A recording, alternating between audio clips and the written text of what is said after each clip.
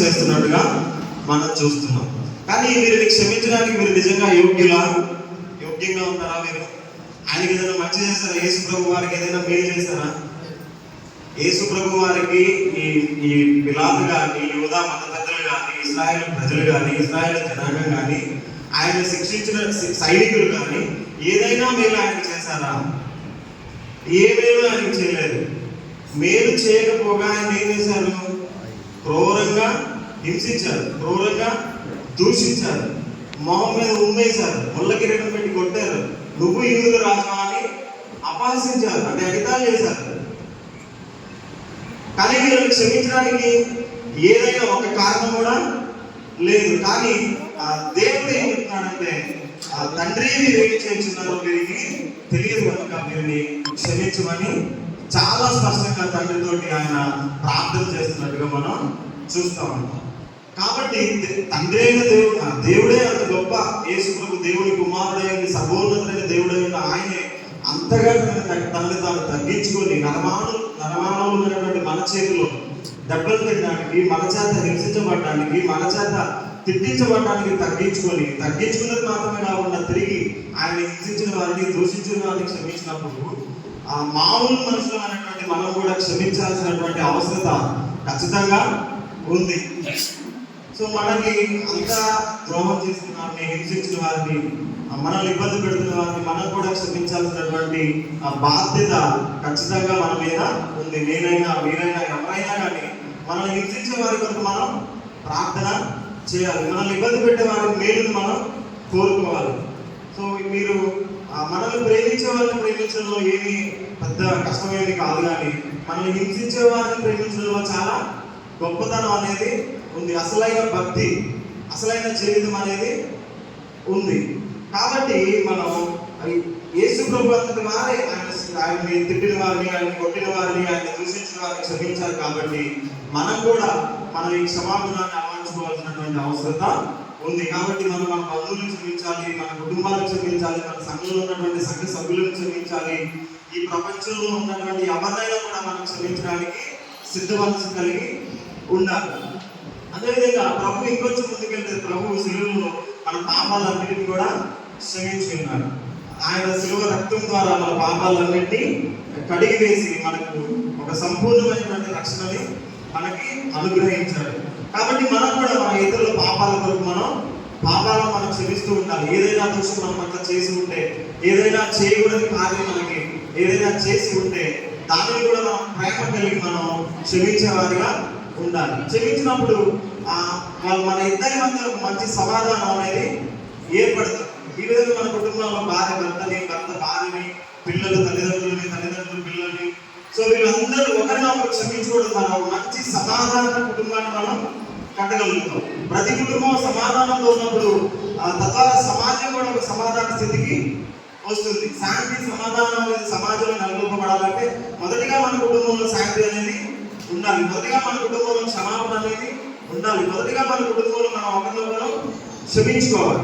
అలా ప్రతి కుటుంబంలో క్షమించుకోవడం అలవాటు అయినప్పుడు ఆటోమేటిక్గా సమాజం అంతా కూడా ఈ క్షమాపణతో నిండి ఉంటుంది. కాబట్టి క్షమాపణ అనేది చాలా ఉన్నతమైన లక్షణం, ఉన్నతమైన గుణం. అది యేసు ప్రభు వారు మనకు మాదిరి చూపించడానికి కారణంగా ఆయనే సిలువలో ఆ క్షమాపణని నెరవేర్చి ఆ విధంగా ఆయన చూపించి మనకు ఒక మాదిరిగా ఉంచారు.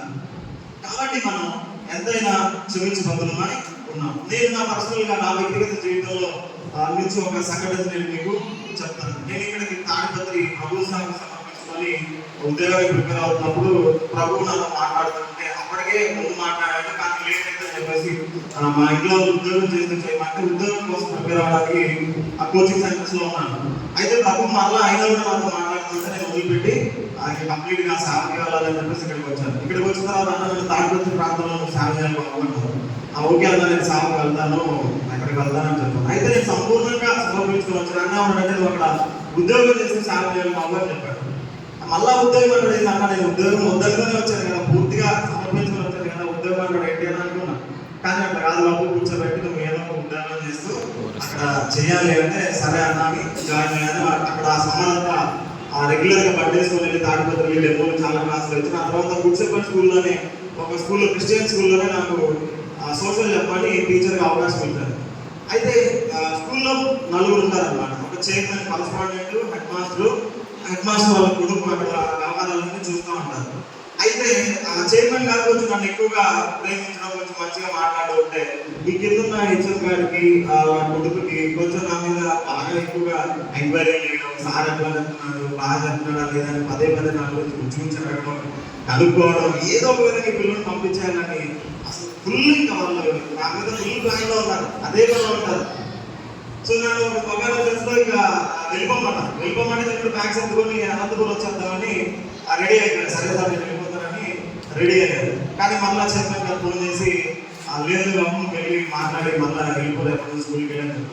అయితే వాళ్ళు నన్ను అంత ఇబ్బంది పెట్టినా కూడా నేను ఏ రోజు కూడా ప్రార్థన చేసినప్పుడు వాళ్ళకి గుర్తొచ్చినప్పుడల్లా ప్రభావ వాళ్ళకి ఏదైనా జరగాలి, ప్రభావ వాళ్ళ స్కూల్లో నుంచి వెళ్ళిపోవాలి అని ఎప్పుడు ప్రార్థన చేయాలి. దేవుడు ఎదుట రాత్రి ఉదయం చెప్తున్నానండి, నేను ఏ రోజు కూడా వాళ్ళకి ఏదైనా జరగాలి, వాళ్ళు ఈ స్కూల్ నుంచి వెళ్ళిపోవాలని కానీ ఏ రోజు ప్రార్థన చేయాలి. బాబా ఆ అబ్బాయికి, సతీష్ అనే అబ్బాయికి మంచి ఆరోగ్యం, ఆ అబ్బాయికి సంబంధాలు వస్తున్న మంచి భార్యని, ప్రభా క్షేమంగా వచ్చు, ప్రభా బాగా ఉండాలి అని ప్రార్థన చేసి, అలాగే మొదటి సార్ కోసం కూడా సార్ మంచి ఆరోగ్యం ఇవ్వండి, బలం ఇవ్వండి, శక్తిని ఇవ్వండి, ఇంకా ప్రభుత్వంలో ఉండడానికి సహాయం చేయండి, అనేకమైన పిల్లలకు మార్గదర్శకంగా ఉంచండి అని చెప్పేసి నేను ప్రార్థన చేశాను.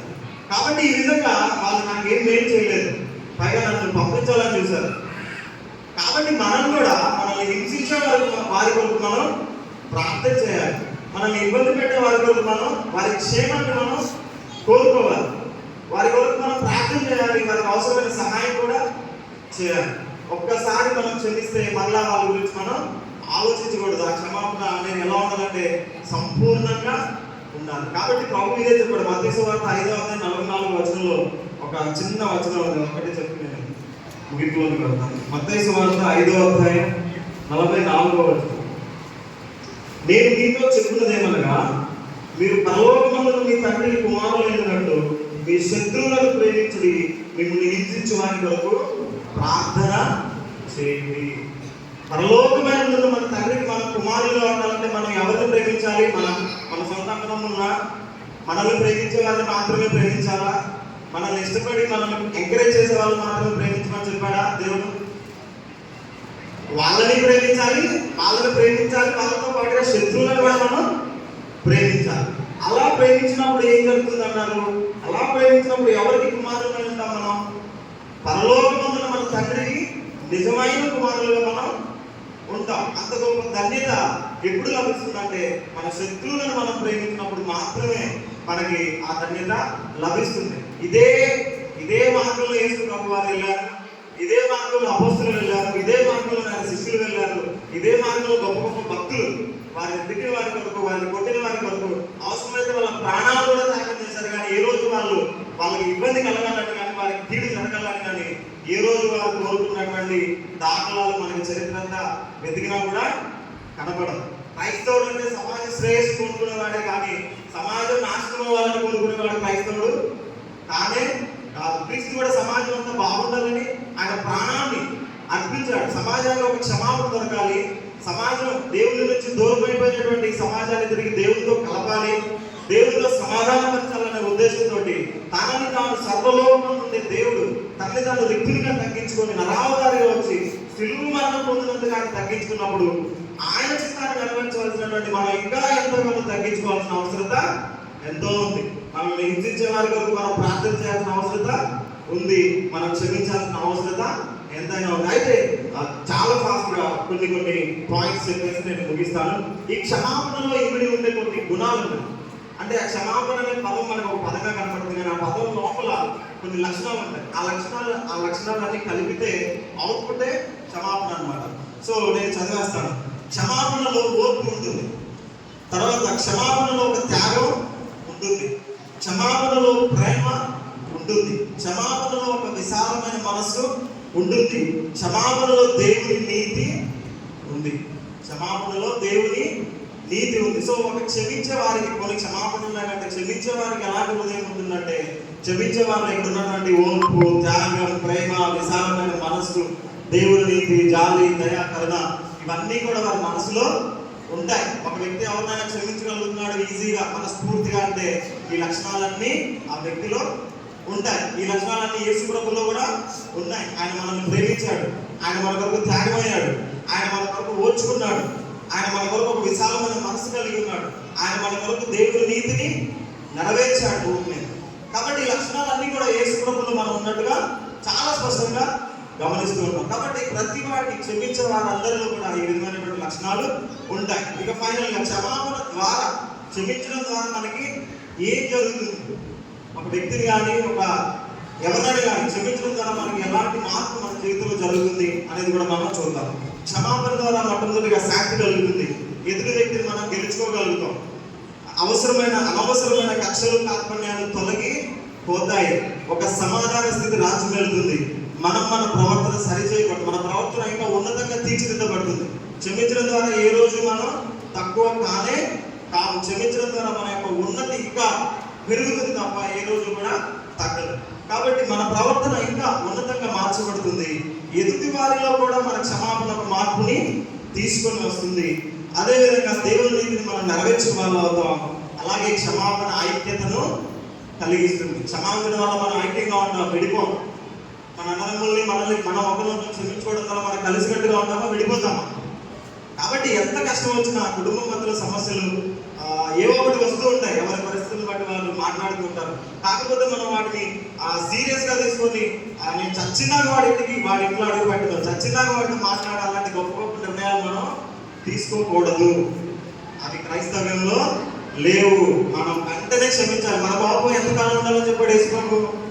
సూర్యుడు అస్తమించే వరకు మాత్రమే మన కోపం ఉండాలి. సూర్యుడు దిగిపోయే కొద్ది మన కోపం కూడా దిగిపోవాలి. ఒక్కసారిగా 90 టచ్ అయిన కోపం సాయంత్రం అయ్యేసరికి 0కి వచ్చేయాలి. మరుసటి రోజు ఉదయాన్నే వెళ్ళి వాటితో ఎవరిదైతే మనకు మ్యాచింగ్ ఉందో వాటితో మనం సమాధానం పడాల్సిన అవసరత ఉంది.